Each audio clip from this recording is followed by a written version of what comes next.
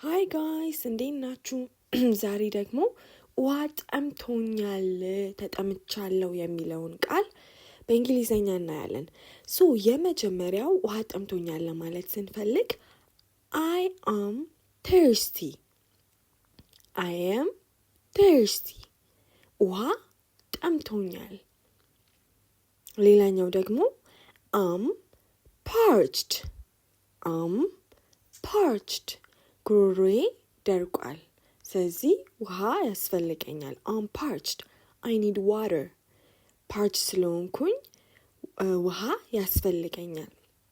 ሌላኛው I'm gasping for water. I'm gasping for water. ውሃ ለውሃ እንዴት ነው? በጣም ከመጥማቴ የተነሳ ጉሮሮዬ ደርቋል። በቃ ያለከለከ ነው ያለው ሰውነቴ። በቃ ውሃ ያስፈልገዋል ለማለት ስንፈልግ we can say I'm gasping.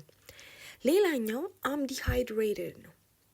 ይሄኛው already hydrated ከሆነ ውሃ ያለው ባዲ እንደሆነ ያስታውቃል። dehydrated ከሆነ ደግሞ ውሃ የራቀው ባዲ or ሰውን ያመለክታል። I'm dehydrated ካልን በቃ ውስጥ ያለው ውሃ አልቋል። I need water. ውሃ ያስፈልገኛል እያለን ነው። ሌላኛው ደግሞ አሁን ቡና ሲጠማንስ ምን ማለት እንችላለን የሚለውን እኔ አንድ ሰው ቡና ከጠማው በቀላሉ I need a caffeine fix. ቡና ያስፈልገኛል፣ ቡና ጠምቶኛል ማለት ይችላል ማለት ነው። እንደዚህ ያለን የውሃ ጥማታችንን በእንግሊዘኛ መግለጥ እንችላለን።